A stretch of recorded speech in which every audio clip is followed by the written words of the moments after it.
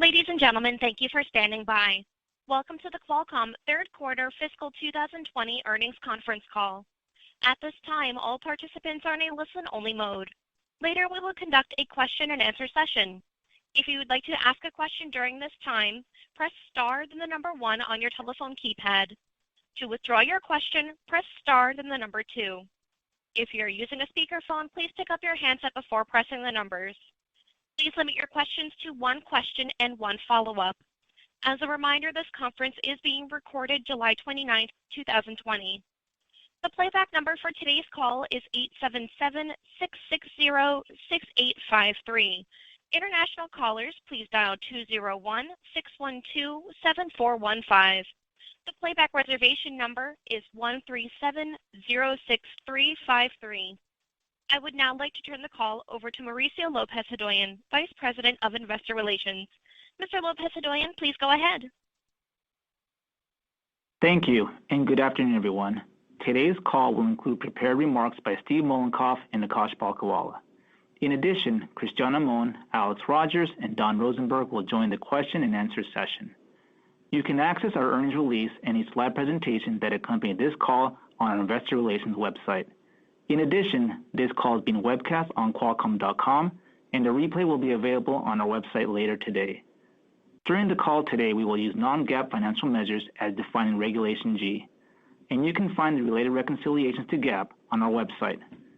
We will also make forward-looking statements, including projections and estimates of future events, business or industry trends, or business or financial results. Actual events or results could differ materially from those projected in our forward-looking statements. Please refer to our SEC filings, including our most recent 10-K, which contain important factors that could cause actual results to differ materially from the forward-looking statements. And now to comments from Qualcomm's Chief Executive Officer, Steve Mollenkopf. Thank you, Mauricio, and good afternoon, everyone. Our fiscal third quarter non-GAAP earnings of 86 cents per share was above the high end of guidance, driven by strong licensing revenue and solid performance in our chipset division. We recently signed a new long-term global patent license agreement with Huawei, including a cross-license granting back rights to certain of Huawei's patents. We also entered into an agreement settling amounts due under the prior license agreement. We are pleased to have successfully reached a resolution with Huawei. As Akash will explain later, royalty revenue from Huawei begins in fiscal Q4 and is not included in our fiscal Q3 results. Alex and the QTL team have done an outstanding job in executing over 100 agreements covering 5G and building, by a wide margin, the most extensive licensing program in mobile. This is a tribute to our track record of driving important and fundamental innovation. With the signing of the Huawei agreement, we are now entering a period in which we have multi-year license agreements with every major handset OEM. Our entire company has executed very well despite the ongoing impact of COVID-19, while maintaining the safety of our employees as our highest priority. We continue to advance our product and technology roadmaps, support our customers, and meet a very complex set of R&D and supply chain requirements. And the current environment has not impeded the pace of our innovation. In the last 4 months of work from home, invention disclosures are up over 30%, with 5G-related invention disclosures up even more. Turning to the handset market, fiscal Q3 was better than the expectations we shared with you last quarter. In China, just midway through the calendar year, and despite the impact of COVID-19, 5G now represents the majority of domestic mobile phone shipments. According to the China Academy of Telecommunication Research, June domestic 5G smartphone shipments represented 63% of total smartphone shipments, more than double the penetration in the month of March. Given the strength of June 5G handset data in China, along with flagship 5G device launches in the second half of the calendar year, our calendar year 2020 5G forecast of 175 to 225 million handsets remains unchanged, with our bias now towards the upper end of that range. As Akash will explain shortly, we are anticipating the next inflection point in our 5G ramp to start in fiscal Q4, with strong year-over-year growth in revenue and earnings per share, leaving us well positioned for continued growth in fiscal year 21. Turning to QCT, design win momentum remains strong. There are now over 660 designs announced or in development based on our broad portfolio of 5G solutions using Snapdragon 8, 7, and 6 series platforms, or using our X55 modem, with a strong pipeline headed into next year. In the premium tier, we now have over 165 designs announced or in development from our Snapdragon 865 5G mobile platform. We recently announced our 6 series Snapdragon 5G mobile platform, which has the potential to make 5G accessible to more than 2 billion smartphone users around the world. Our systems approach to 5G RF front end has been extremely well received. Virtually all of our 5G design wins continue to be powered by our RF front end solutions, whether they support 5G in sub-6, millimeter wave, or both. And as a consequence of our RF front end strategy, we expect to emerge in fiscal 21 as one of the largest global RF front end vendors by revenue. We remain focused on executing on the significant growth opportunities that we have in place today in the handset space. As you would expect, we are also working in parallel to position Qualcomm for similar success as 5G moves beyond smartphones.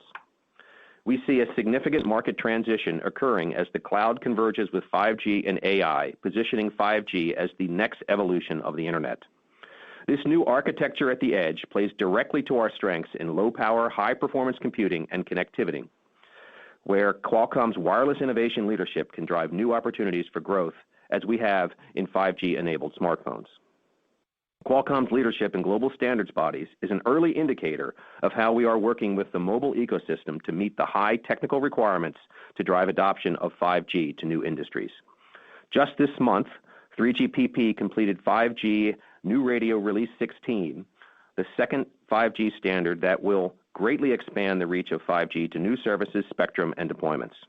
It delivers key technologies spearheaded by Qualcomm for transforming industry, such as enhanced ultra-reliable, low-latency, advanced power saving, and high-precision positioning needed for mission-critical applications like industrial IoT. While Release 16 is now complete, our work driving 5G technology evolution to fully realize the potential of this latest release continues.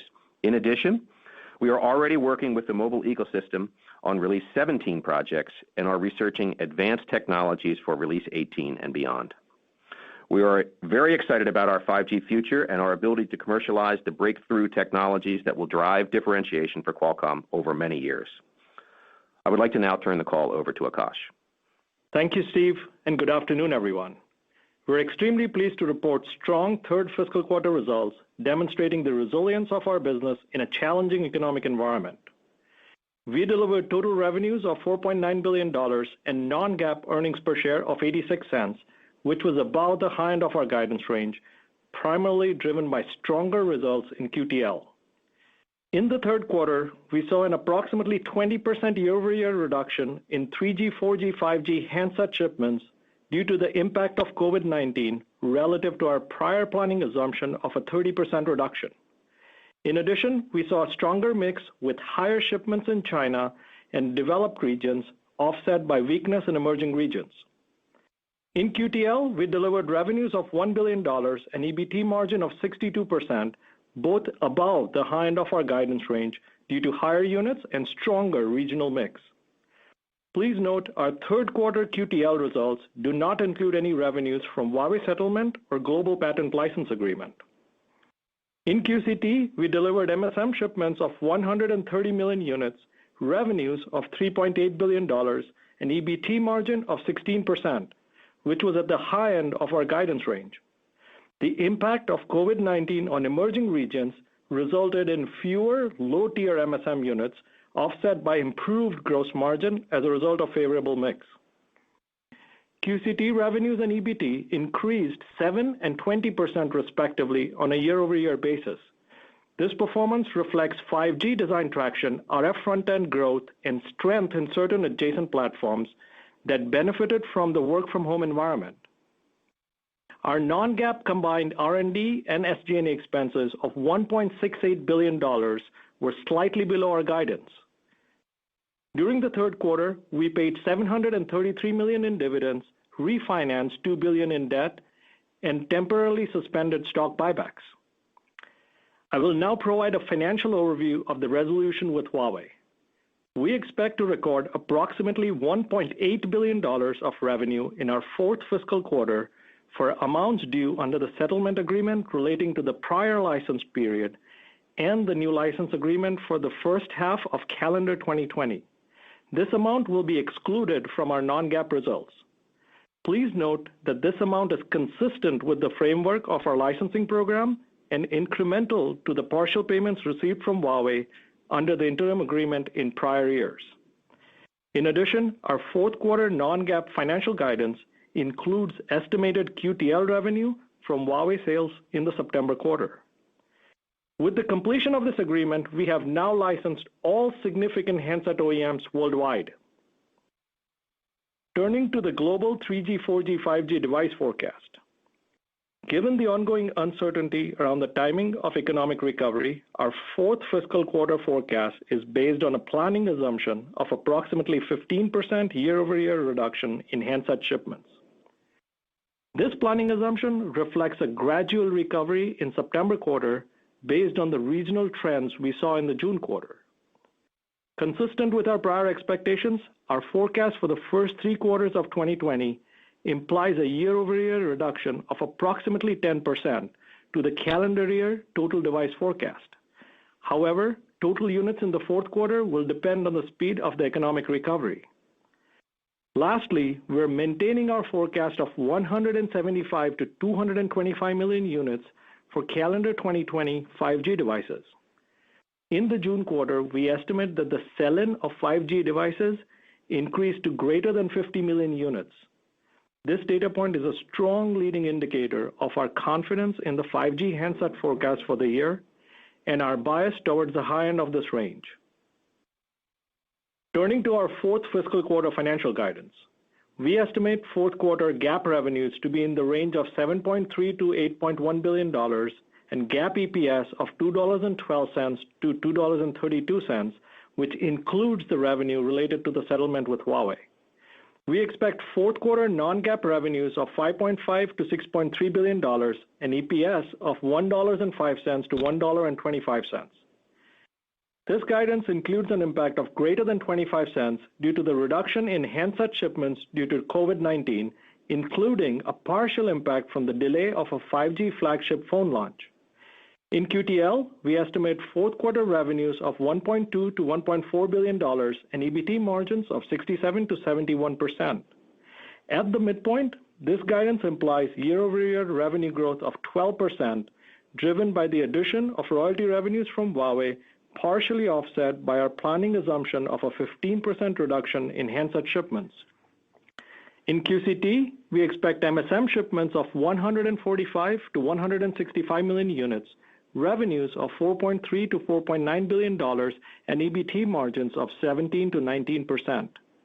These guidance midpoints imply year-over-year growth of 27% in revenue and 66% in EBT, reflecting the strong execution of our strategy in a challenging economic environment. As we have previously outlined, RF front-end is one of the key drivers of our revenue growth. Our fourth quarter forecast includes revenues of approximately $750 million for 4G, 5G sub-6, and 5G millimeter wave content. We anticipate fourth quarter non-GAAP combined R&D and SG&A expenses to be up approximately 5% sequentially, reflecting normal seasonality and 5G investments. In closing, I want to thank our employees, customers, and suppliers for their commitment and partnership during these extraordinary circumstances.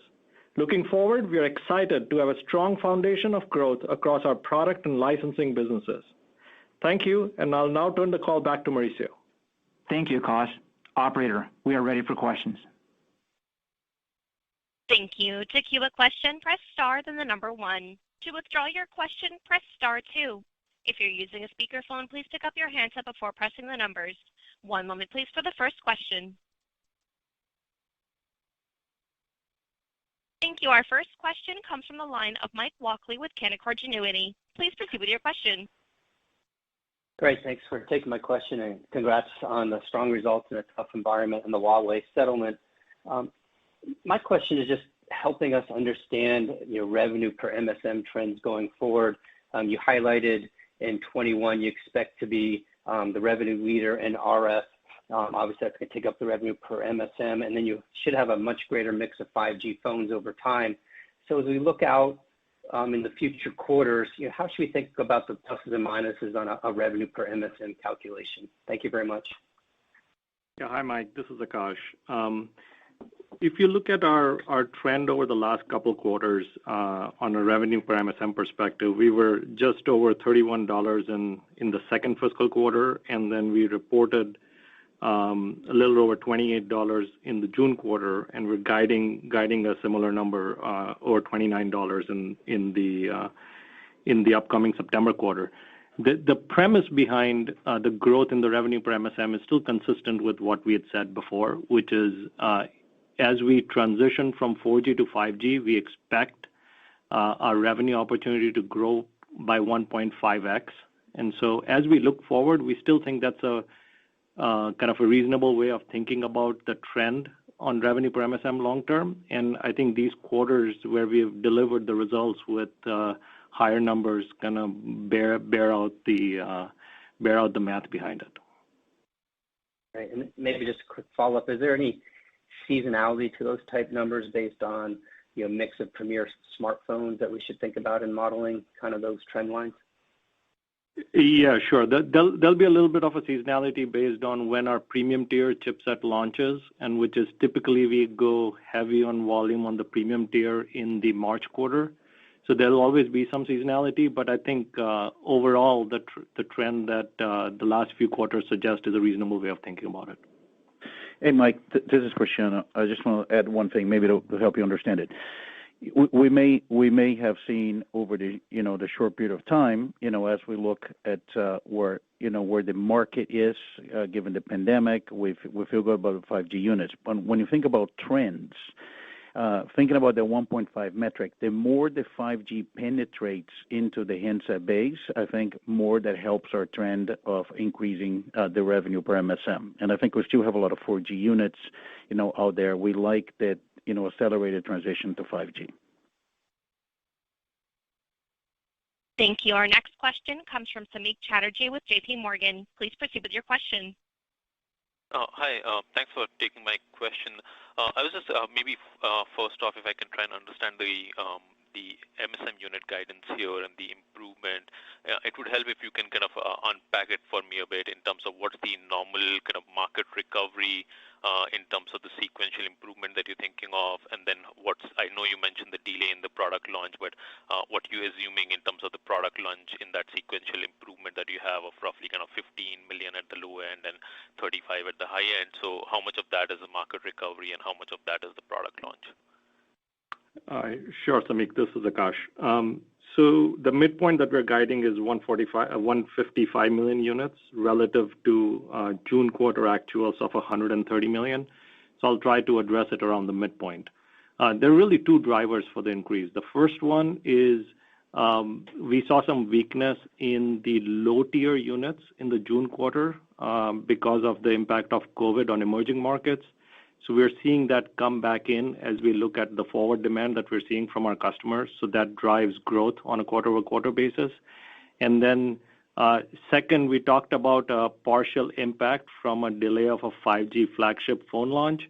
If you think about a large flagship phone launch, typically for a QCT perspective, our customers end up buying chipsets that facilitate the launch in the couple months before the launch. So what we're really seeing here is because of the delay, a portion of those purchases are happening in the September quarter and they're factored into our guidance, and another portion would get pushed out to the December quarter. So it's a combination of those things. And so going back to answering your direct question, the increase from 130 to 155 is really two drivers: increase in units, especially at the low tier, and then benefit from the new launch. Okay, got it. And then if I can just follow up on the restrictions in place relative to Huawei right now, is there a impact on the MSM unit guidance from that? And then with the licensing agreement that you now have, does this potentially open up an opportunity to even kind of ramp up your chip shipments to them in the future if in the absence of high silicon being able to kind of provide them the chipsets that are required for their 5G headsets? So, Samik, I'll address the first part of the question. At this point, we really don't have any material business with Huawei. So when you think about our MSM unit guidance, there really isn't Huawei volume around it. It's really the other OEMs that we'd be shipping to. Yeah, this is Steve. On the second part of the question, I think the way to think about it is, we're working hard to figure out how to sell to every OEM, including Huawei, but really nothing to report as of yet. Thank you. Our next question comes from Chris Caso with Raymond James. Please proceed with your question. Yes, thank you. First question is on QTL, and there's a lot of moving parts as we go into September with Huawei coming in, the global handset decline, excuse me, and the timing of the flagship. In the past, you've given us some metrics about what the normalized QTL revenue run rate would be.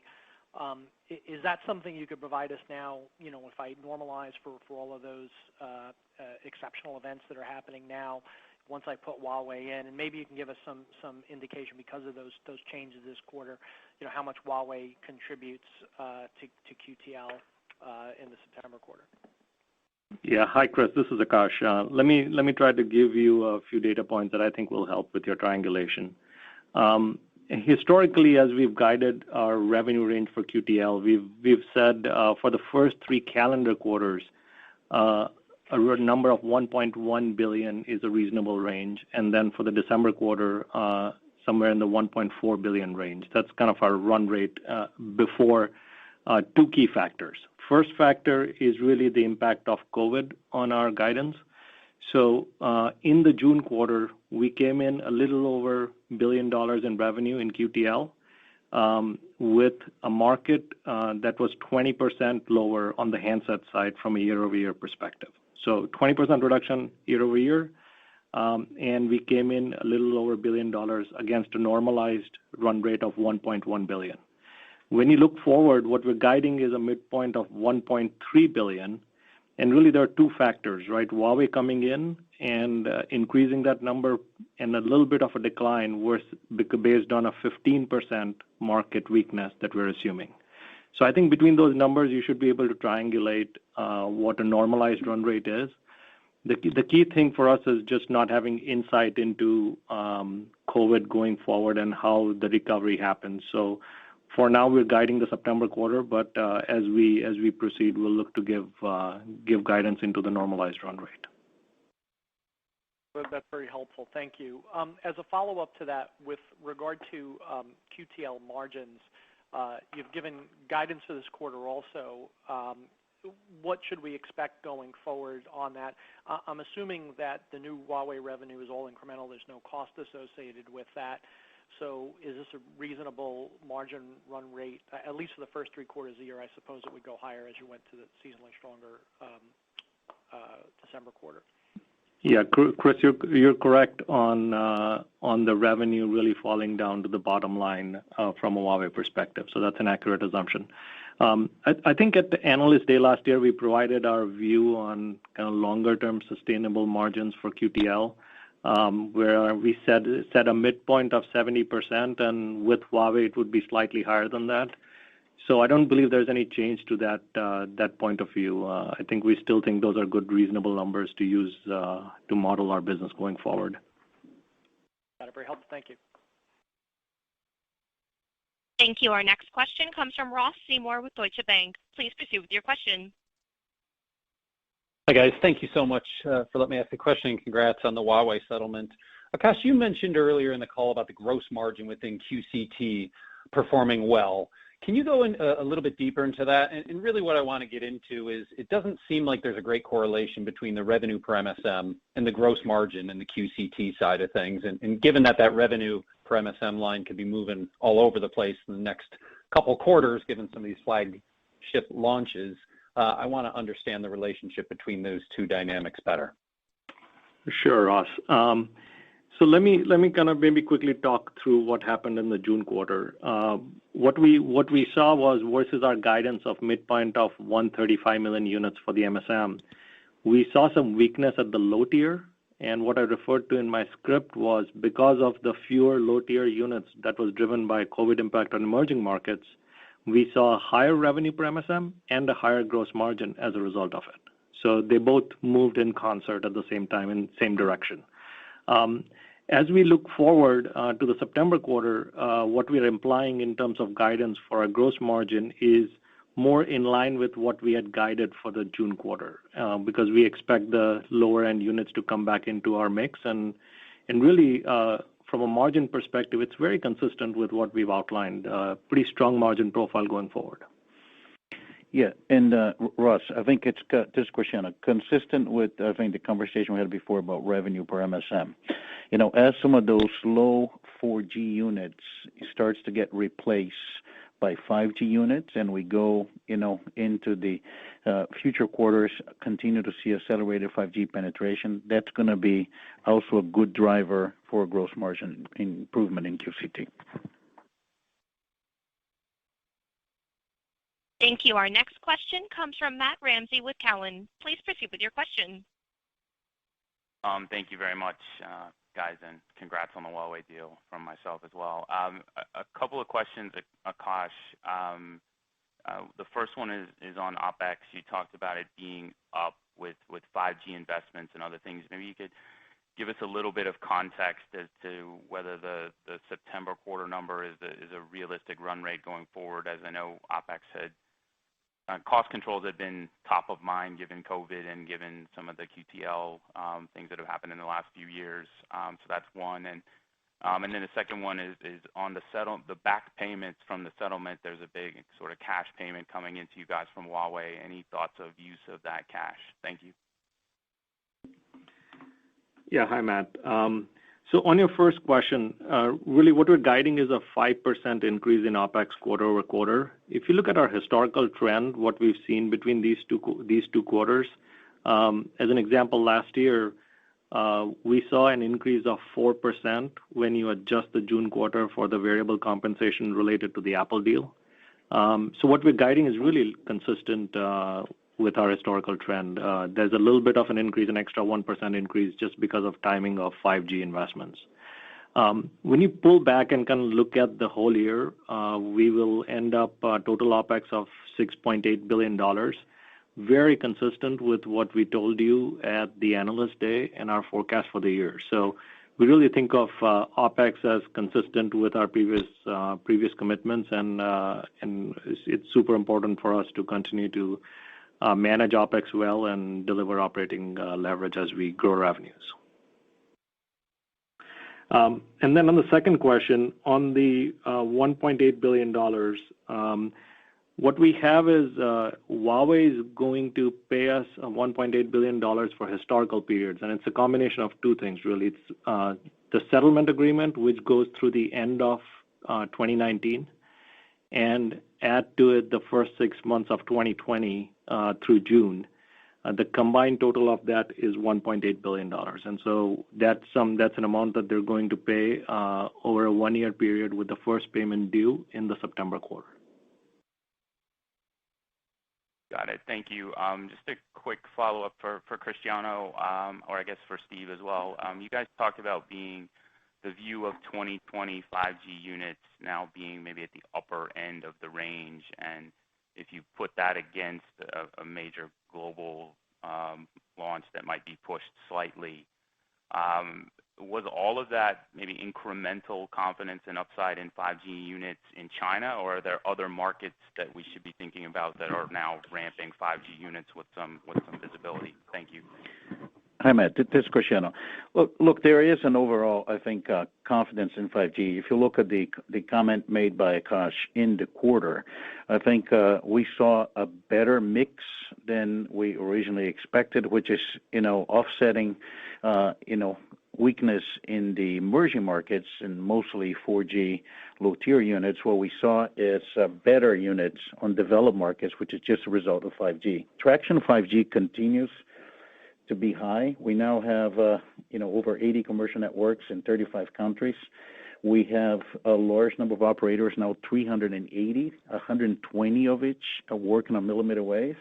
and our design traction jumped to 660 designs now on 5G. So 5G momentum has not slowed down, and it's giving us confidence on the estimate we made for the year. Thank you. Our next question comes from Tal Liani with Bank of America. Please proceed with your question. Great. Thank you. It's actually a follow-up on the previous answer. When you look at the U.S. and Europe and other places, can you give us a sense of how much of the launches are planned to be with millimeter wave?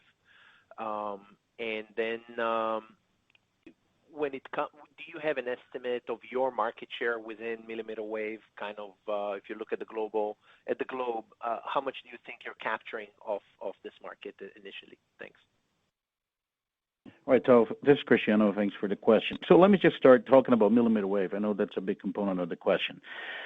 So its traction of millimeter wave technology is moving kind of as we expected. I think the current scorecard, I can give it to you. United States continued to ramp. Japan recently launched. Was still forecast Korea to launch within the year.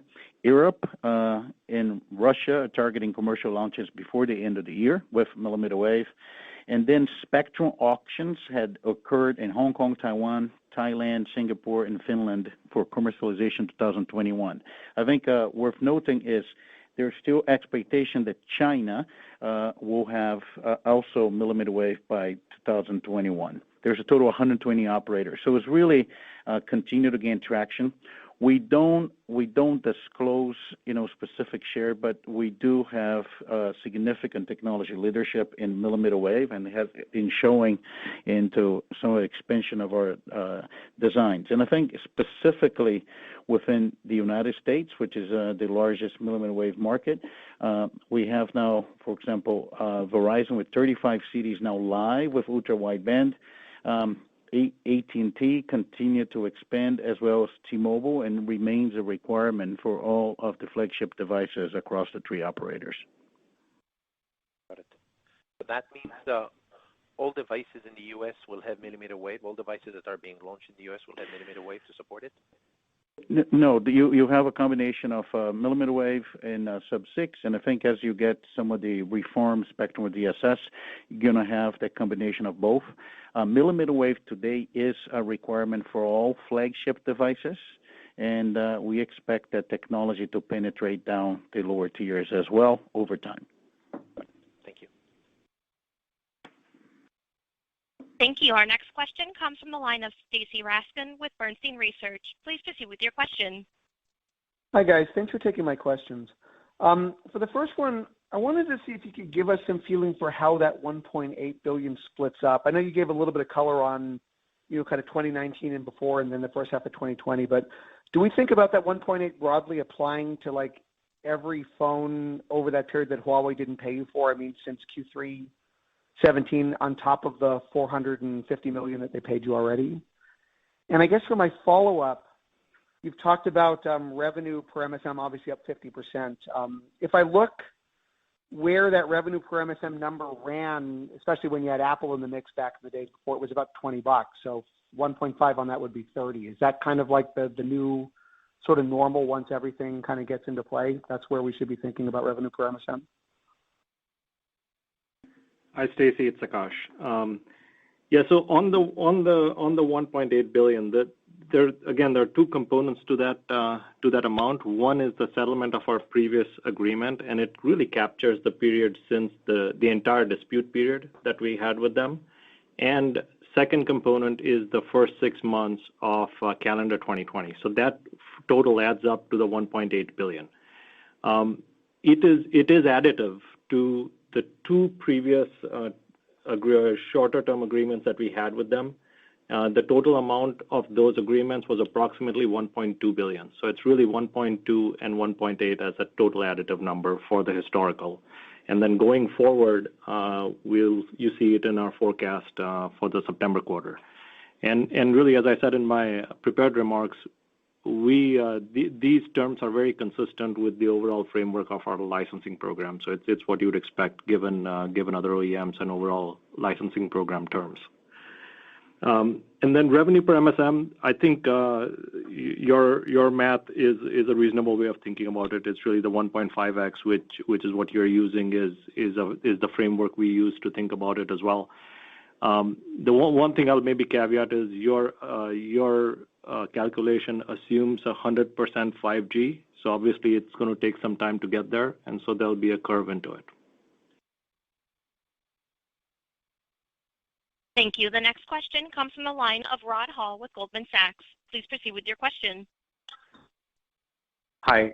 Thanks for taking my question. This is Ashwin on behalf of Rod.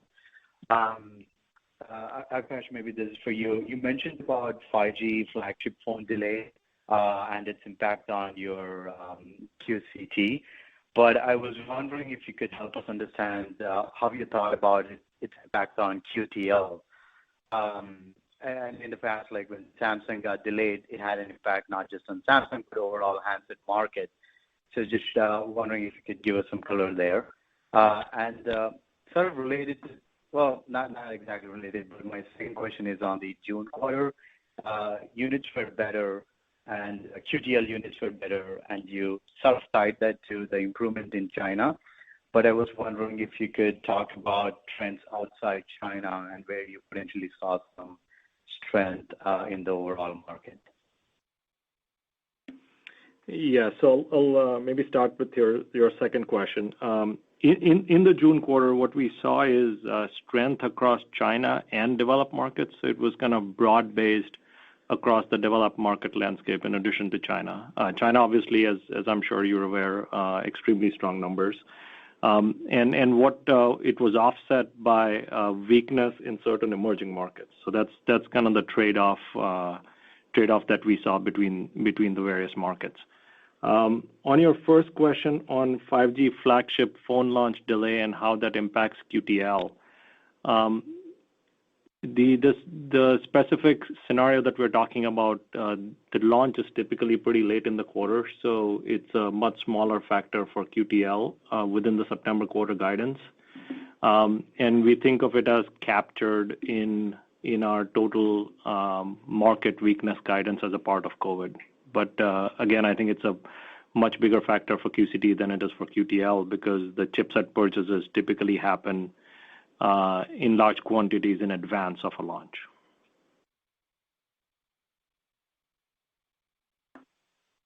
Thank you. Our next question comes from the line of Timothy Arcuri with UBS. Please proceed with your question. Hi, this is Pradeep Ramani standing in for Tim. I guess my first question was around your the QCT adjacencies, autos, IoT, and so on. Did they do better than last quarter, and are they sort of approaching now roughly $1 billion in the quarterly run rate? Can you provide some color on that? And then I have a follow-up.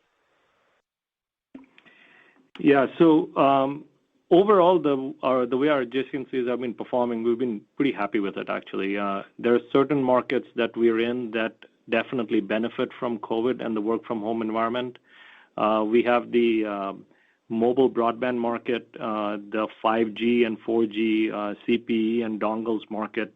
All of those have done extremely well. Wi-Fi, we're a very large player in Wi-Fi, and clearly with demand for improved connectivity within the home as people work from home, that has been a pretty strong spot for us as well. And then overall IoT is also continuing to see strong traction. So when you look at all those markets, which make up kind of the broader IoT category for us, a lot of strength across the board. Auto obviously got impacted as a part of just what the industry is going through.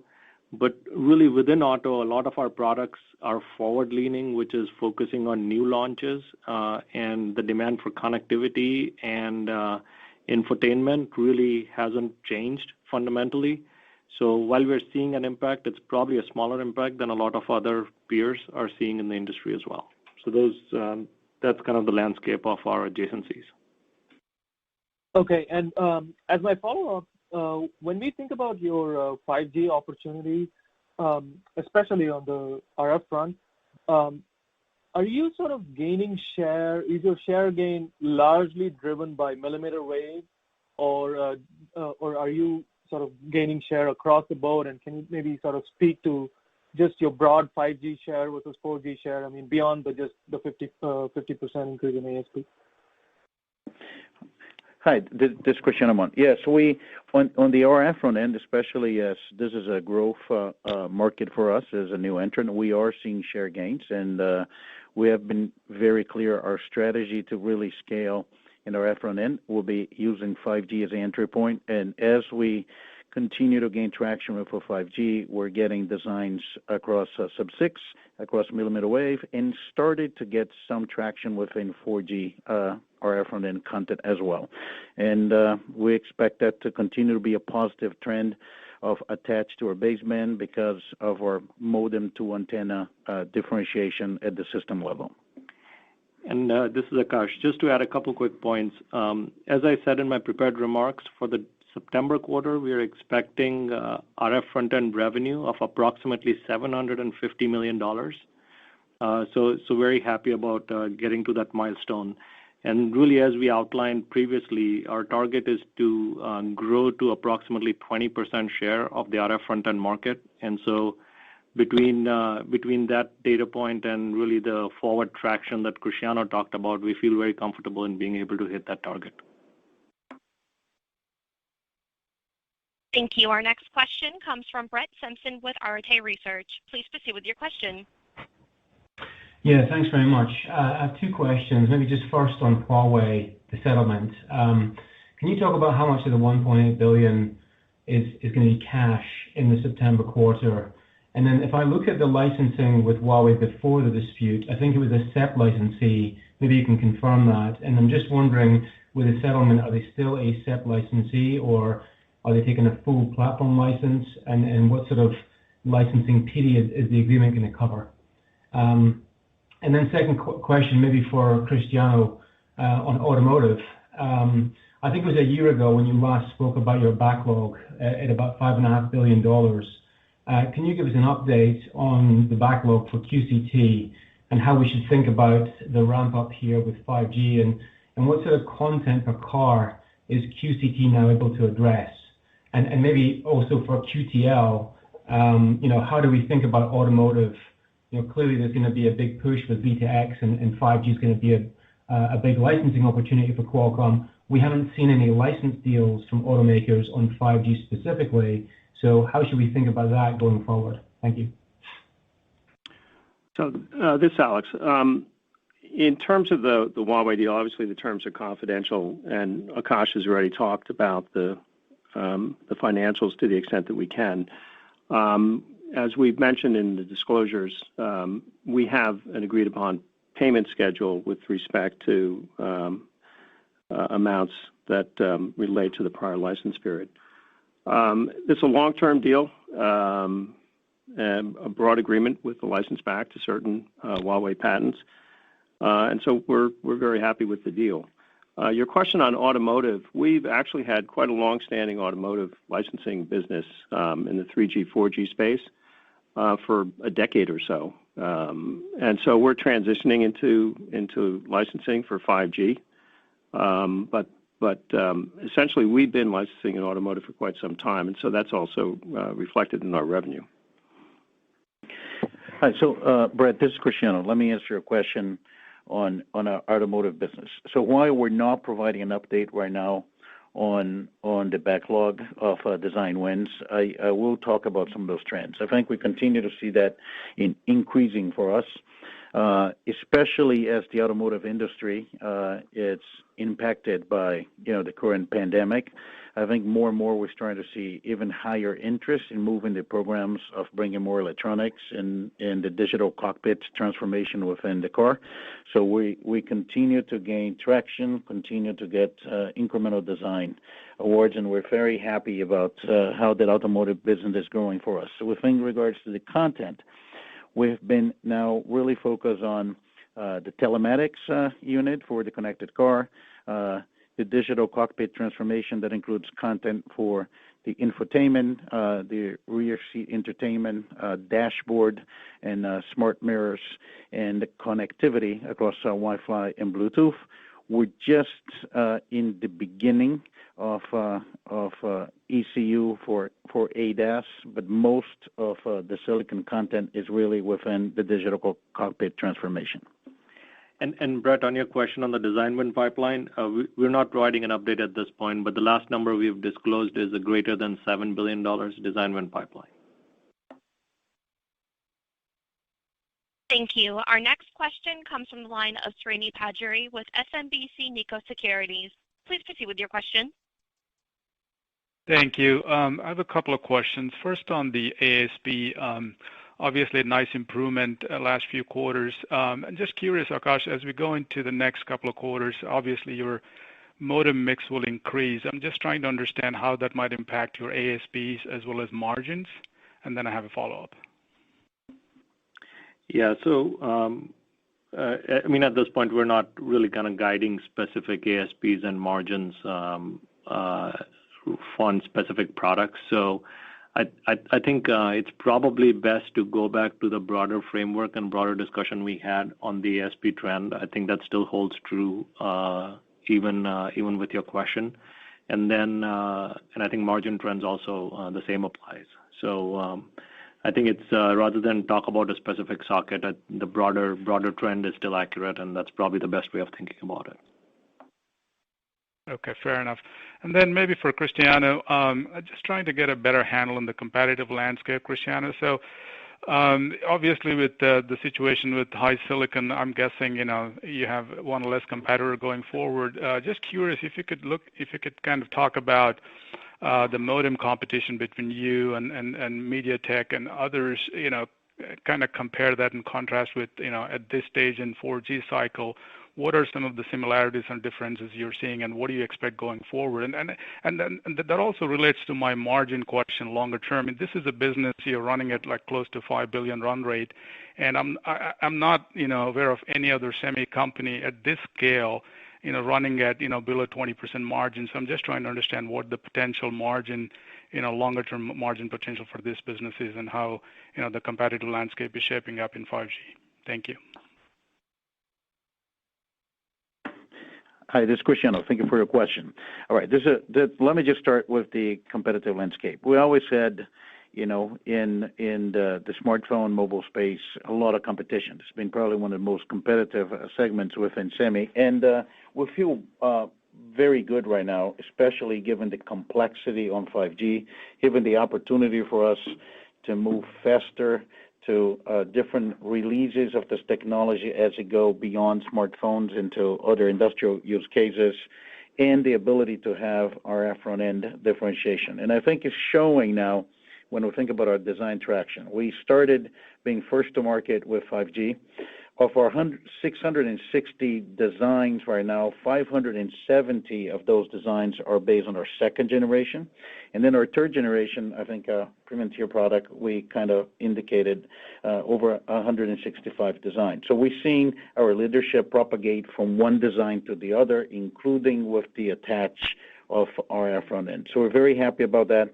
We expect that more as many of our customers, especially in China, companies like Vivo, Oppo, and Xiaomi, continue to grow outside China. I think more demand for a global solution like Qualcomm will increase our differentiation abilities, and that's also true as 5G goes to other industries. So we feel much better about the differentiation of our 5G solution compared to 4G. And as far as margins, I think we have been consistent. 5G provides significant growth for us in expansion of earnings, and we are approaching our long-term operating margin target for QCT, and we're on track to get that. Thank you. That concludes today's question and answer session. Mr. Mollenkopf, do you have anything further to add before adjourning the call? Yeah, just a thank you to the employees for their hard work, and obviously it's been unusual circumstances, and so I appreciate very much the hard work that's been happening. It's great to see the strategy we laid out result in such positive traction for the business. Thank you to all of them who worked on the Huawei deal. It was great to get that behind us, and look forward to giving an update in a quarter. Thank you, everybody. Ladies and gentlemen, this concludes today's conference call. You may now disconnect.